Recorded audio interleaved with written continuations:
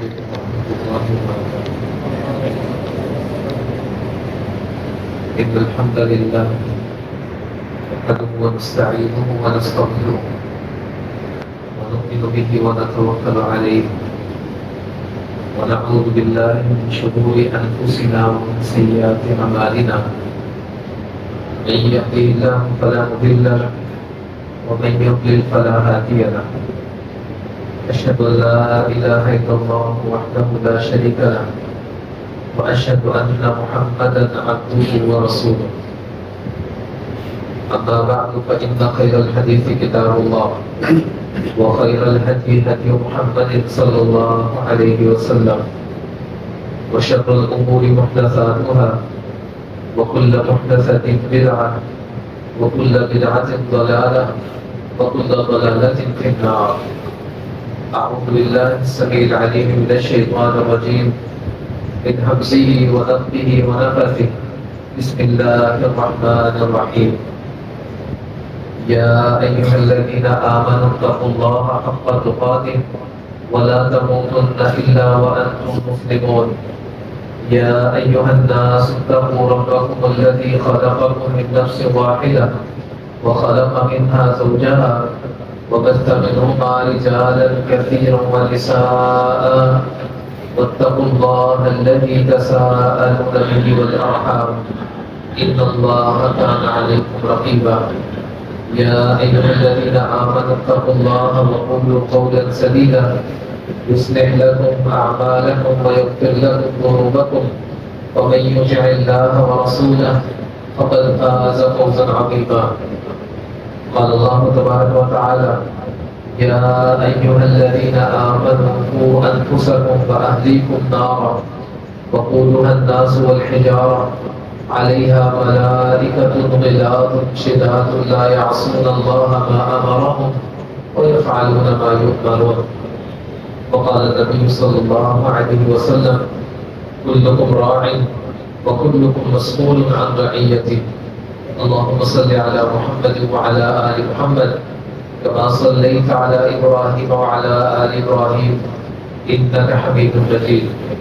اللهم بارك على محمد وعلى آل محمد كما باركت على إبراهيم وعلى آل إبراهيم إنك حميد مجيد.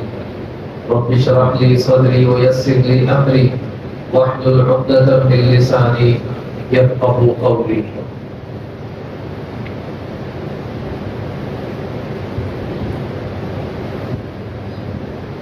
اللہ تعالی نے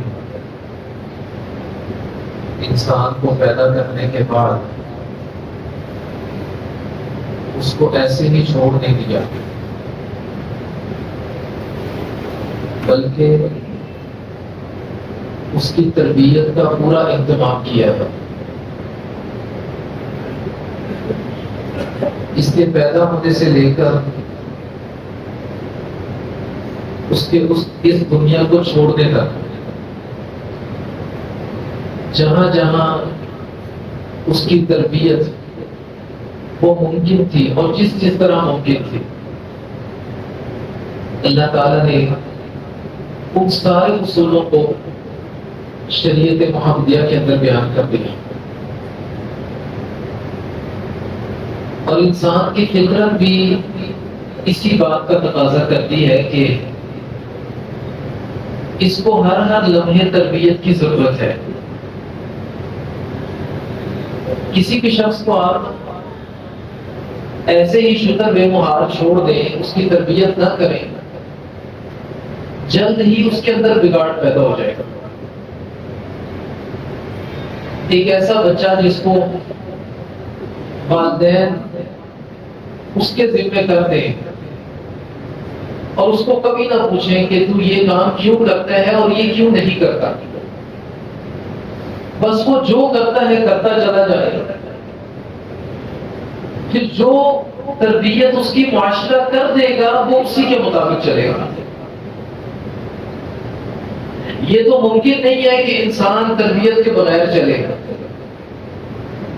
وہ ہمیشہ کوئی بھی کام کرتا ہے، کسی بھی عمر سے اس کا تعلق کیوں نہ ہو، یہ اس کام کو دیکھتا ہے اس کو سنتا ہے، اس کو پرکھتا ہے، پھر اس کام کو کرنا شروع کر دیتا ہے۔ اگر اچھی تربیت ہو گئی تو پھر اچھائی کی جانب چل پڑے گا۔ اگر ہم نے اپنی ذمہ داری ادا نہ کی تو پھر تربیت کرنے والے اور بڑے ذرائع ہیں جو غلط تربیت کر دیں گے۔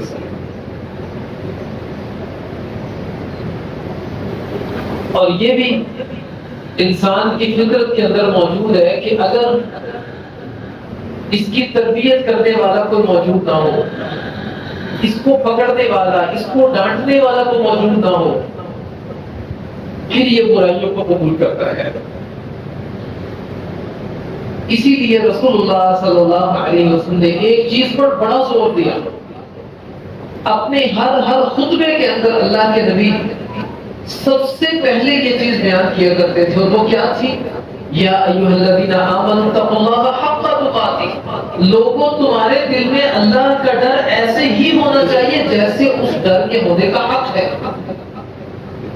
کیونکہ یہ ڈر اگر تمہارے دل میں موجود ہوگا تو یہ تمہیں اچھی تربیت پر اکسائے گا، تم اپنی بھی اچھی تربیت کر پاؤ گے، اپنی اولاد کی بھی اچھی تربیت کر پاؤ گے۔ اور اگر یہ ڈر تمہارے دل میں موجود نہیں ہوگا تو اچھائی کو تم قبول نہیں کرو گے، پھر برائی کو قبول کرو گے۔ ہمیشہ انسان کے لیے برائی کو مزین کر دی گئی ہے، یہ اس کو اچھی لگتی ہے، اس برائی کو انجام دینے میں اس کو مزہ آتا ہے، وہ لطف اندوز ہوتا ہے۔ جب انسان سمجھدار ہو جاتا ہے، کچھ باتیں اس کو سمجھ آنا شروع ہوتی ہیں، تب اس کو معلوم پڑتا ہے اگر اس کی اچھی تربیت ہو کہ میرا کوئی رب ہے، اور اس رب کا ڈر پھر اس کے دل میں موجود ہوتا ہے۔ اس سے پہلے اس کے دل میں اس کے والدین کا ڈر ہوتا ہے، والدین نے اس کی تربیت کرنی ہوتی ہے پیدائش کے دن سے لے کر، بلکہ اس سے بھی پہلے، جس دن یہ پتہ لگے کہ اس عورت کے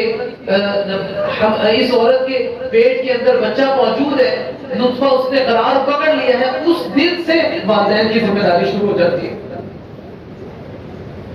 اور یہ ذمہ داری کوئی عام ذمہ داری نہیں ہے، یہ بہت بڑی ذمہ داری ہے۔ ایسا نہیں ہے کہ بچہ پیدا ہو گیا اور آپ نے اس کو کھلانا پلانا شروع کر دیا، اس کو پہنا دیا، بس آپ کی ذمہ داری پوری ہوگی، نہیں۔ رسول اللہ صلی اللہ علیہ وسلم نے فرمایا کل مولود یولد علی الفطرہ، ہر بچے کو فطرت اسلام پر پیدا کیا جاتا ہے۔ اللہ تعالیٰ کسی بھی بچے کو پیدا کرتے ہیں، اس کی فطرت وہ اسلام پر ہوتی ہے، آخر کار وہ مسلمان ہوتا ہے۔ فَأَبَوَاهُ يُحَوِّدَانِهِ او يُنَصِّرَانِهِ او يُمَجِّسَانِهِ، اب اس کے والدین اس کو یہودی بنا دیں یا عیسائی بنا دیں یا مجوسی بنا دیں، یہ یہودیت کا کلمہ نہیں پڑھائیں گے، اس میں عیسائیت نہیں سکھانا شروع کر دیں گے، یہ اسلام کی فطرت کو چھوڑ کر وہ جو یہودیت کے کام ہے وہ سکھا دیں گے، اسلام کے مخالف اپنے بچوں کو چلا دیں گے، اور جب اسلام کے مخالف چلا دیں گے، انہوں نے اسلام کے دائرے سے اپنے بچوں کو باہر نکال دیا۔ اللہ نے اس دائرے کے اندر رکھا ہے۔ بچے کی پیدائش کے بعد 7ویں دن اس کا ختنہ کروانا، اس کا عقیقہ کرنا، یہ بھی لازم ہے۔ رسول اللہ صلی اللہ علیہ وسلم نے فرمایا کہ 5 چیزیں، ایک روایت میں 10 چیزوں کا بھی تذکرہ آیا ہے، ایک روایت میں 5 چیزوں کا ہے، 5 چیزیں فطرت سے ہیں، اس میں ایک ختنہ کرنا ہے، مونچھوں کو کٹوانا ہے، ناخن کٹوانا، اور زیر ناف بالوں کو کٹوانا، اور اسی طرح اپنی بغل کے بال جو ہے اس کو اکھاڑنا، یہ 5 چیزیں رسول اللہ صلی اللہ علیہ وسلم نے فرمایا یہ فطرت سے ہے۔ اور عقیقہ کرنا یہ بھی لازم و ضروری ہے۔ ایسے تمام لوگ جو اس کی وسعت رکھتے ہیں یا 7ویں دن وسعت نہیں رکھتے، اس کے بعد زندگی میں کبھی بھی وسعت رکھتے ہیں، ان کے ذمہ ہے کہ وہ اپنی اولاد کا عقیقہ کریں۔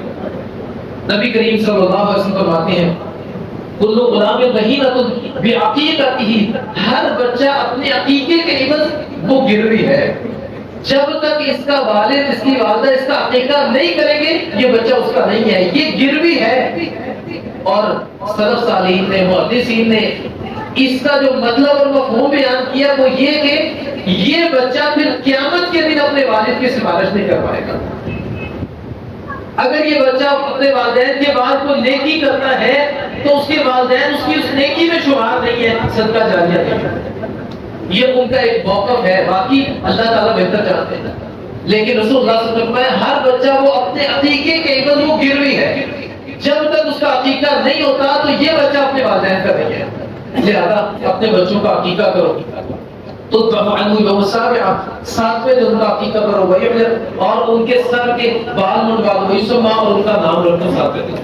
نام بھی اچھا رکھنا چاہیے۔ ہمارے ہاں جو آج کل موجودہ ایام ہیں ان میں تو ایسا نام تلاش کیا جاتا ہے جو کسی کا نام، ایسا نام ڈھونڈو کہ جس کو سن کر سارے پریشان ہو جائے کہ یہ لائے کہاں سے ہوتا ہے۔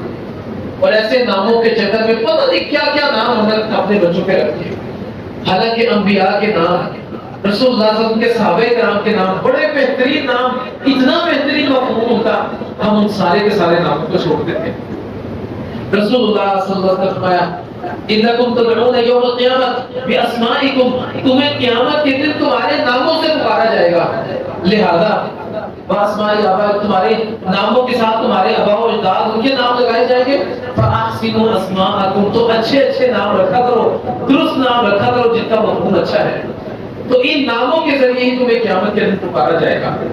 تو ہمیں چاہیے کہ اپنی اولاد کے اچھے نام رکھیں جس کا مفہوم بھی اچھا ہو، چلے جائے کہ ہم ایسا نام ڈھونڈنے کے پیچھے لگ جائیں جو آج تک کسی نے نہیں رکھا، بس میرے بچے کا نام ہو، اور وہ نام سارے کے سارے سن کر پریشان ہو جائے کہ یہ لایا کہاں سے یہ نام۔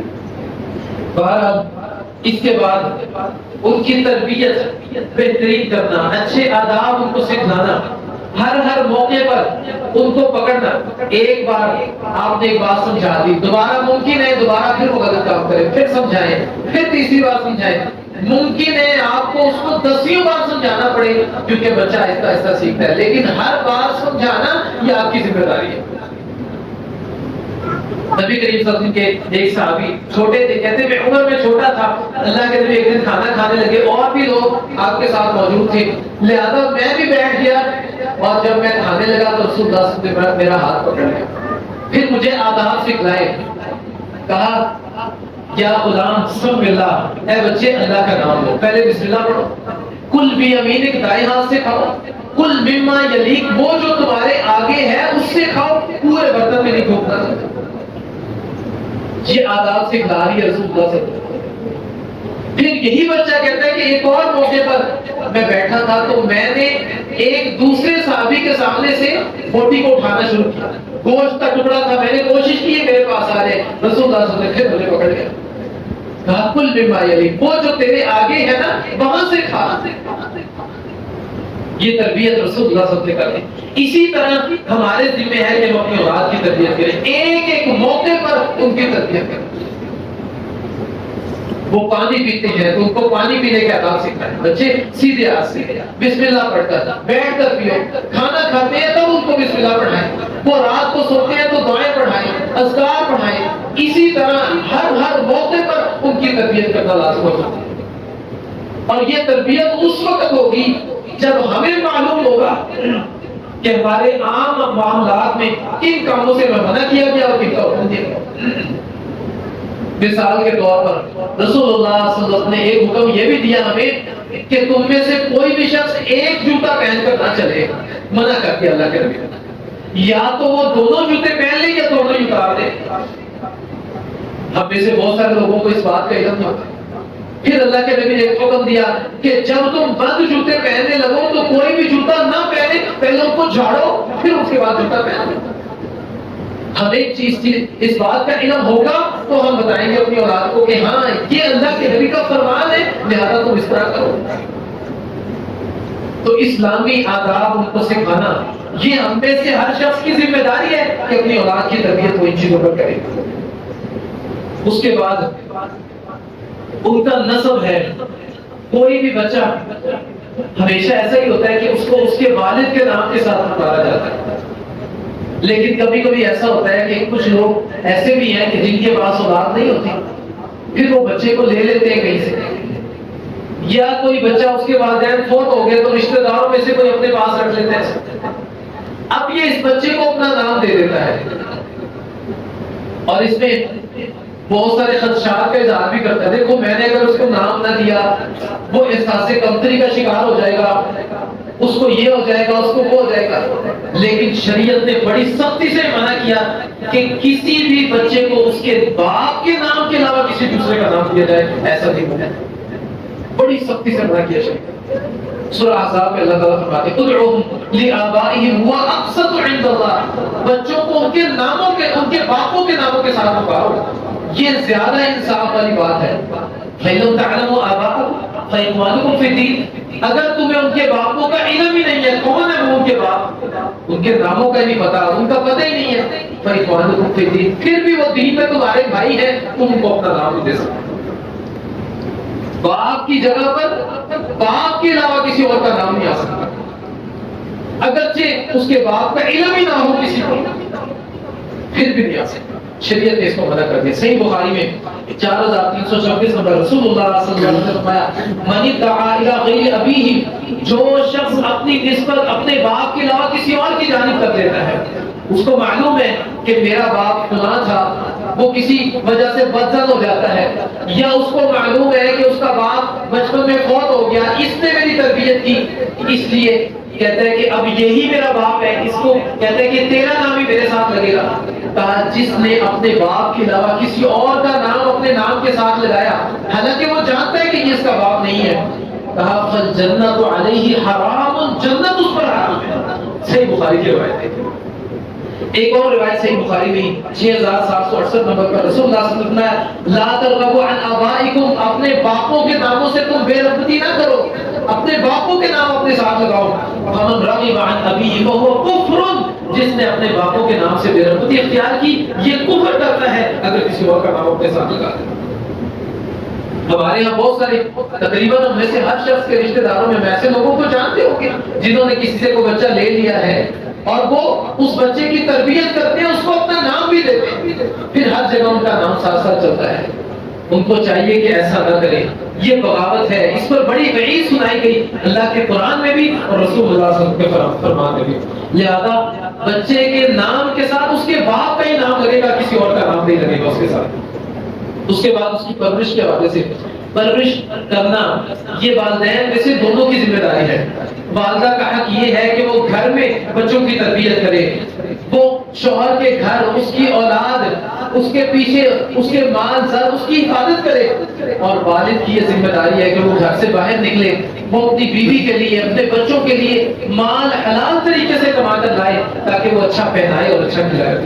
لِيُنْفِقْ ذُو سَعَةٍ مِّن سَعَتِهِ وَمَنْ قُدِرَ عَلَيْهِ رِزْقُهُ, جتنی وسعت جس بندے کے اندر ہے وہ اپنی وسعت کے مطابق اپنی اولاد پر خرچ کرے, اور جس پر رزق تنگ کر دیا جائے تو جتنا حاصل ہو جائے اتنا وہ خرچ کرے. فَلْيُنْفِقْ مِمَّا آتَاهُ اللَّهُ, جو اللہ تمہیں دے دے اس کو خرچ کرے.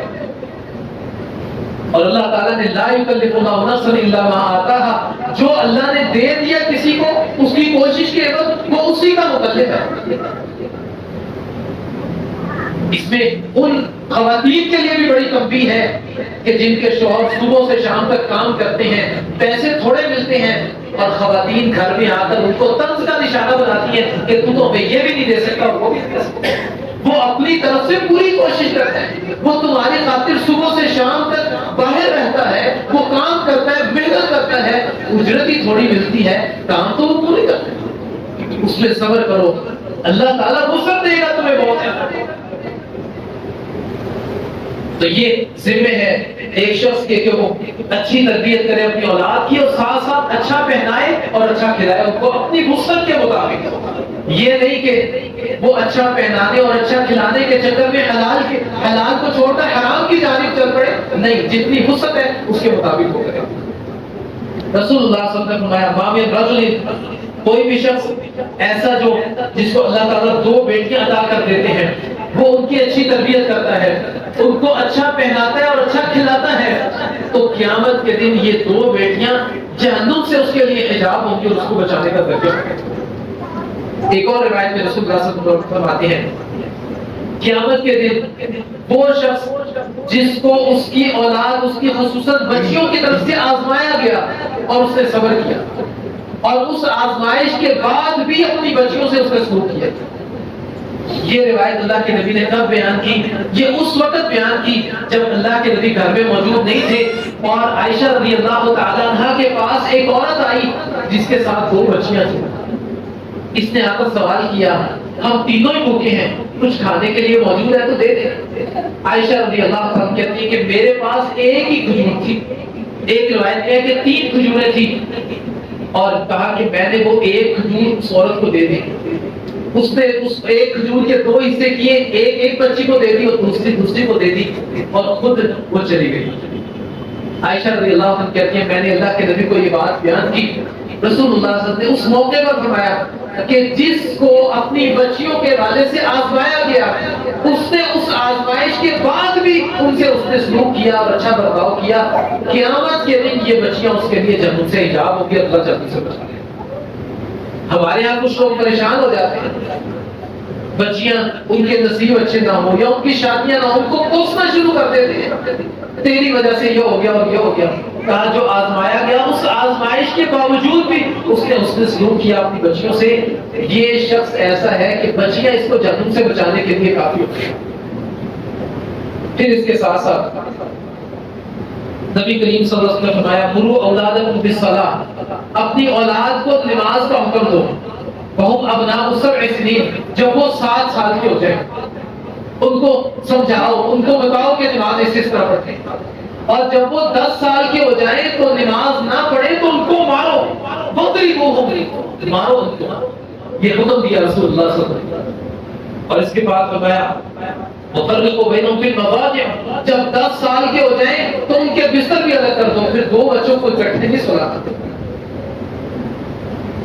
اس میں اللہ کے نبی نے 7 سال کی عمر اس کو ایک حد بیان کی کہ 7 سال کی عمر ایک حد ہے نماز چھوڑنے کی. اس کے بعد مرو اولادکم، پھر حکم دو اپنی اولاد کو کہ وہ نماز کو ادا کرے. اچھا، اللہ کے نبی نے جو کہا کہ مرو اولادکم بالصلاۃ، حکم دو اپنی اولاد کو نماز پڑھنے کا، یہاں پر اللہ کے نبی نے یہ کیوں نہیں بیان کیا کہ نماز سکھاؤ اپنی اولاد کو؟ پتہ یہ چلا کہ تمہاری اولاد کو 7 سال کی عمر سے پہلے نماز پڑھنی آنی چاہیے. 7 سال کی عمر میں اس کو حکم دو کہ ہاں اب تیری عمر 7 سال کی ہو چکی، وہ جو نماز تجھے میں سکھا چکا ہوں اب وہ نماز تمہیں پڑھنی ہے. یہ نہیں ہے کہ 7 سال کے بعد آپ اس کو سکھانا شروع کریں. 7 سال کی عمر میں اس کو حکماً کہیں کہ تو نماز ادا کر. اور یہ 3 سال کی مدت، کیونکہ بچہ آرام سیکھتا ہے، 3 سال کی مدت اس کو ہر نماز میں حکم دینا ذمہ داری ہے. اگر پھر بھی نہ پڑے پھر مارنا تمہاری ذمہ داری ہے. پھر اس کو مارو اور مار کر اس کو مسجد میں لاؤ، نماز ادا کرو. یہ اختیار دیا. اور رسول اللہ صلی اللہ علیہ وسلم نے فرمایا تم میں سے ہر شخص کے گھر میں کوڑا وہ سامنے لٹکا ہونا چاہیے دیوار پر. بتاؤ اولاد کو کہ ہاں یہ بھی موجود ہے، اگر ہم نے اسلامی آداب سے ہیر پھیر کیا تو یہ نیچے بھی آ سکتا ہے. لیکن یہ اس وقت ہوگا جب والدین کی اپنی تربیت اسلام کے مطابق ہوگی. اور کسی بھی شخص کے یہاں یہ عذر نہیں ہے کہ جناب مجھے نہیں پتا تھا. کیوں نہیں پتا تھا آپ کو؟ شادی کرنے کا پتا تھا، اولاد کو پیدا کرنے کا پتا تھا، یہ جو ذمہ داری تجھ پر عائد ہوتی ہے اس کا کیوں نہیں پتا تھا تجھے؟ کوئی کاروبار کرنے شروع کرتے ہیں تو اس کی تو ایک ایک ذرے کو سمجھتے ہیں آپ، کہیں نقصان نہ ہو جائے مجھے.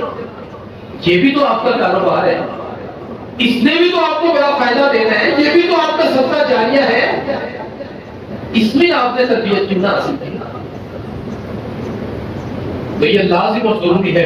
نبی کریم صلی اللہ علیہ وسلم فرماتے ہیں اکرموا اولادکم واحسنوا ادبہم، اپنی اولاد کو عزت دو اور ان کو اچھا ادب سکھاؤ. یہاں پر اکرموا اولادکم یہ بھی ہمیں بہت ساری چیزیں سکھا دیتا ہے. اپنی اولاد کو عزت دو. اصل یہ ہے کہ جب ہم میں سے جیسے ہم بڑے ہیں، اگر ہمیں کوئی بدتمیزی سے پکارتا ہے یا برے القاب سے پکارتا ہے ہمیں بہت برا لگتا ہے. ہم کیا سمجھتے ہیں کہ بچوں کو برا نہیں لگتا؟ وہ بھی اس چیز کو محسوس کرتے ہیں. آپ ان کو اچھے ناموں سے پکاریں گے، اچھائی سے پکاریں گے، ان کو عزت دیں گے. آپ جب ان کو عزت دیں گے تو وہ عزت والے بن جائیں گے. میں نے ایک شخص نے تربیت اولاد کے حوالے سے اس کا لیکچر سنا، تو اس میں ایک بات اس نے یہ کی کہ آپ اپنے بچے کو جو بنانا سکھاتے، جو بنانا چاہتے ہیں نا، اس کو آپ چاہتے ہیں کہ آپ کا بچہ حافظ بن جائے. کہا آپ اپنے بچے کو جیسے اس کو سمجھ بوجھ آتی ہے، 3-4 سال کا ہو جاتا ہے، 5 سال کا ہو جاتا ہے، آپ اس کو حافظ کہنا شروع کر دیں، حافظ صاحب کہنا شروع کر دیں. اس کے ذہن میں ہوگا کہ ہاں میری یہ خواہش ہے، میرے والدین کی یہ خواہش ہے، مجھے حافظ کہتے ہیں، میں نے حافظ بننا ہے. اور یہ بہت بڑی چیز ہے. اسی طرح اکرموا اولادکم، اپنی اولاد کو عزت دو، جیسے تم چاہتے ہو کہ تمہیں باہر عزت ملے اور تم لوگوں کی باتوں کو برداشت نہیں کرتے، اسی طرح تمہاری اولاد ہے، ممکن ہے ان کو تمہارے ڈر سے تمہارے سامنے نہ بولے، لیکن پھر تمہاری باتیں ان کے دل پر اثر نہیں کریں گی. عزت دو گے ان کو تو وہ تمہاری قدر کریں گے، عزت کریں گے، اور پھر ان کے دلوں پر تمہاری باتیں اثر کریں گی. اسی طرح اپنی اولاد کی تربیت ہمیں بہتر کرنی چاہیے. جیسے رسول اللہ صلی اللہ علیہ وسلم ایک بار علی رضی اللہ عنہ کے گھر گئے. علی رضی اللہ عنہ فرماتے ہیں کہ میں اور فاطمہ ہم سو رہے تھے رضی اللہ تعالیٰ، ہم دونوں سو رہے تھے. اللہ کے نبی نے رات کو آئے، رسول اللہ صلی اللہ علیہ وسلم رات گئے اور آ کر اللہ کے نبی نے ہم دونوں کو جگایا اور کہا کہ اٹھو اور تہجد کی نماز پڑھو. اس کے بعد اللہ کے نبی چلے گئے، رسول اللہ صلی اللہ علیہ وسلم نماز پڑھتے رہے. جب ہمارے گھر سے کوئی ہلچل نہیں آئی نا، پھر دوبارہ آ گئے اور پھر دوبارہ آ کے کہا کہ بچوں اٹھ جاؤ، نماز پڑھو، اللہ کے سامنے جھک کر. تو یہ تربیت، یہاں تو تہجد کے لیے اٹھایا جا رہا ہے، ہم تو فجر کی نماز میں بھی کہہ دیتے ہیں بچہ ہے کیا کرے. تو اس حوالے سے نماز کا حکم دینا یہ ہم سے لازم اور ضروری ہے. شفقت کرنا بچوں پر، رحمت والا معاملہ کرنا، یہ بھی ہر شخص کے لیے لازم اور ضروری ہے. شفقت سے، پیار سے، محبت سے سب کچھ سکھا دیں اس کو، تو سب کچھ سیکھ جائیں گے. نبی کریم صلی اللہ علیہ وسلم کے پاس ایک دن حسن رضی اللہ عنہ بیٹھے تھے، سامنے صحابہ تھے. ان صحابہ میں ایک صحابی اقرا بن حابس بھی تھے. اللہ کے نبی نے حسن رضی اللہ عنہ کا بوسہ دیا. اقرا بن حابس رضی اللہ عنہ کہنے لگے اللہ کے نبی میرے 10 بچے ہیں، میں نے کبھی اپنے بچوں کا بوسہ نہیں لیا. نبی کریم صلی اللہ علیہ وسلم من لا یرحم لا یرحم، جو رحم والا معاملہ نہیں کرتا اس کو رحم کیا جاتا. تو اپنے بچوں سے شفقت کرے گا، اللہ تجھ پر شفقت کرے گا. تو اپنے بچوں سے رحمت والا معاملہ نہیں کرے گا، اللہ تجھ پر رحمت نہیں کرے گا. تو یہی ہے کہ بچوں پر رحمت والا معاملہ، شفقت والا معاملہ، بڑی محبت کے ساتھ بچوں کی تربیت کرنا، یہ اللہ کی رحمت اور شفقت کو حاصل کرنے کا ذریعہ ہے. ہاں جہاں پر اسلامی آداب کے حوالے سے بچے کے اندر غلطی نظر آئے آپ اس کو ڈانٹ بھی سکتے ہیں. جیسے نبی کریم صلی اللہ علیہ وسلم ایک بار اپنے گھر آئے، عائشہ رضی اللہ تعالیٰ عنہ رو رہی تھی. کہا عائشہ کیوں رو رہی ہو؟ کہا فاطمہ نے مجھے سخت سست کہا ہے. کہا تم بڑی سست ہو اس لیے رو رہی ہو. رسول اللہ صلی اللہ علیہ وسلم نے فاطمہ رضی اللہ تعالیٰ عنہ کو بلایا. کہا تو نے عائشہ کو ایسے کہا؟ کہا جی اللہ کے نبی ایسے کہا. تو نے ایسا کیوں کہا؟ حالانکہ کیا تو یہ نہیں چاہتی کہ جس سے میں محبت کرتا ہوں تو بھی اس سے محبت کرے؟ ہاں میں تو یہ چاہتی. کہا تو یہ نہیں چاہتی کہ جس سے میں نفرت کرتا ہوں تو بھی اس سے نفرت کرے؟ ہاں میں چاہتی. کہا پھر میں عائشہ سے محبت کرتا ہوں تو بھی اس سے محبت کرتا ہوں. فاطمہ رضی اللہ عنہ کہتی کہ اس دن کے بعد پھر میں نے عائشہ رضی اللہ عنہ کے سامنے کوئی ایک جملہ بھی ساری زندگی ایسا نہیں نکالا جس سے عائشہ کو تکلیف ہو جائے. اللہ کے نبی نے بلا کر سمجھا دیا اچھے طریقے سے. یہی طریقہ کار ہمارا ہونا چاہیے. تو بچوں کی تربیت میں وہ دونوں ہی پہلوؤں کو ہمیں اپنے سامنے رکھنا چاہیے. اور اس میں عموماً ایسا بھی ہوتا ہے کہ والدین اگر ان کے درمیان کو جھگڑا ہو جائے تو بچے اس سے بھی بڑا اثر لیتے ہیں. حالانکہ یہ فطرت ہے، جھگڑا ہو جاتا ہے والدین کے درمیان، اونچ نیچ ہو جاتی ہے، لیکن اس جھگڑے کو ہم نے کتنا اس کو پھیلانا ہے. اللہ کے نبی سے اگر آپ اس معاملے کو دیکھنا چاہیں تو آپ حیران ہو جائیں گے اس چیز کو سن کر کہ جب رسول اللہ صلی اللہ علیہ وسلم عائشہ رضی اللہ تعالیٰ عنہ آپ سے ناراض ہوتی تو آپ کے گھر میں کسی طرح کی تبدیلی واقع نہیں ہوتی. اللہ کے نبی فرماتے ہیں عائشہ جب تم مجھ سے ناراض ہوتی ہے نا تو مجھے پتہ لگ جاتا ہے. اللہ کے نبی آپ کو کیسے پتہ لگتا ہے؟ جب ہمارے گھروں میں ہماری بیویاں ناراض ہو جائیں تو ہمیں فوراً پتہ، ان کے لہجے سے پتہ لگ جاتا ہے. ان کے لہجے میں بدتمیزی آ جاتی ہے، وہ کام کرنا چھوڑ دیتی ہیں. یہ ہمارے اکثر گھروں میں ایسا ہوتا ہے. لیکن رسول اللہ صلی اللہ علیہ وسلم نے کیا کہا؟ عائشہ جب تم مجھ سے ناراض ہو جاتی ہے نا تو مجھے پتہ لگ جاتا ہے. اللہ کے نبی آپ کو کیسے پتہ لگتا ہے؟ کہا جب تم مجھ سے ناراض ہوتی ہے نا تو تم کہتی ہو ابراہیم کے رب کی قسم، اور جب تم مجھ سے راضی ہوتی ہو تو تم کہتی ہو محمد کے رب کی قسم. اتنا سا فرق اللہ کے نبی نے محسوس کر دیا. اس کے علاوہ گھر میں کوئی تبدیلی نہیں آئی. میاں بیوی ناراض ہے. اچھا ہمارے گھروں میں کتنی تبدیلیاں، بچے تک ہمارے ناراضگی سے متاثر ہو جاتے ہیں وہ ان چیزوں کو دیکھ کے، اور یہ ان کی تربیت کا حصہ بنتی ہے. اس کے بعد آخری دو باتیں. ایک تو یہ کہ اولاد کے درمیان ہمیں عدل اس کا معاملہ کرنا چاہیے. اگر کسی ایک بچے کو کوئی چیز دیتے ہیں تو سب کو دینی چاہیے، مگر نہ اسے ایک کو بھی دینی. ایسا نہیں کہ ایک لاڈلا ہے اس کو آپ دے دیں اور باقیوں کو نہ دیں. آپ باہر کسی بچے کو لے جاتے ہیں، جو چیز اس کو دلاتے ہیں دوسرے کا بھی حق ہے اس کو بھی وہ چیز لے کر دیں. اگر وہ چیز دوسرے کے لیے بہتر نہیں ہے تو اس قیمت کی اس کو وہ چیز لے کر دیں. نعمان بن بشیر رضی اللہ تعالیٰ عنہ اللہ کے نبی کے صحابی اپنے بچے کو ایک غلام ہبہ کرنا چاہا تو بی بی نے کہا اللہ کے نبی کو گواہ بنا دو اس پر. کہا اچھا بنا لیتا ہوں. رسول اللہ صلی اللہ علیہ وسلم کے پاس آئے، اللہ کے نبی اپنے بچے کو غلام دینا چاہتا ہوں. سنا آپ کو، سوچا میں آپ کو گواہ بنا دو اس پر، کوئی لے نہ لے اس سے. رسول اللہ صلی اللہ علیہ وسلم نے فرمایا کتنے بچے ہیں؟ جی اتنے بچے ہیں. سب کو غلام دے رہے ہو؟ نہیں، اسے ایک بچے کو دے رہا ہوں. اللہ کے نبی نے کہا میں اس ظلم پر گواہ نہیں بنوں گا، اس سے واپس لو، سارے بچوں کو دو یا اس کے پاس بھی یہ موجود نہیں ہونا چاہیے. اس ظلم پر میں گواہ نہیں بننے والا. اس لیے اولاد کے درمیان ہمیں عدل کا معاملہ کرنا چاہیے. جب یہ بڑے ہو جائیں، بالغ ہو جائیں تو رسول اللہ صلی اللہ علیہ وسلم نے فرمایا پھر ان کی شادی کرو. اور ہمارے یہاں جو ایک سوچ ہے کہ اپنے قدموں پر کھڑا ہو جائے، یہ ہماری سوچ ہے. وہ قدموں پر کھڑا ہوتے ہوتے اتنا گناہوں کی دلدل میں چلا جاتا ہے کہ اس کے قدم تک لڑکتا جاتے ہیں. تو یہاں پر کہا کہ جب تمہاری اولاد بالغ ہو جائے تو اس کا نکاح کر دو. اور ساتھ میں قرآن کیا کہتا ہے؟ قرآن کہتا ہے کہ اگر وہ اپنی رزق کے معاملے میں تنگ ہے اللہ ان کو غنی کر دے گا، اللہ ان کو مال دے گا. یہ تمہاری ذمہ داری نہیں ہے، یہ اللہ کی ذمہ داری ہے. اگر تمہیں کسی حوالے سے پریشانی ہے، تم اپنی اولاد کی شادی کچھ لیٹ کرتے ہو تو جب تک تم لیٹ کرتے ہو تمہاری ذمہ داری اپنی اولاد کو روزے رکھو، یہ بھی تمہاری ذمہ داری ہے.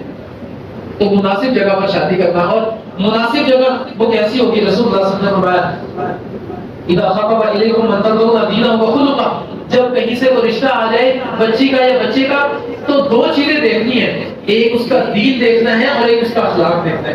اگر یہ دونوں چیزیں موجود ہیں تو نکاح کرو. اگر تم اس کے علاوہ کچھ اور دیکھنا شروع کرو گے تو پھر کیا ہوگا؟ پھر کہا پھر زمین میں فساد ہوگا اور زمین میں خرابی پیدا ہو جائے گی، اور پھر فساد کو اس قدر زیادہ ہوگا کہ پورے کا پورا گھرانہ وہ برباد ہو جائے گا. اور آخری بات وہ یہ کہ بچوں کی شادی کرنے کے بعد بھی ان کی زندگی پر ہمیں نظر رکھنی چاہیے.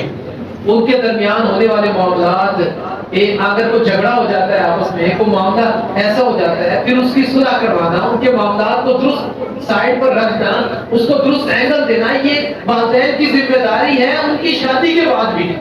جیسے نبی کریم صلی اللہ علیہ وسلم اس بات پر بڑا دھیان دیتے تھے.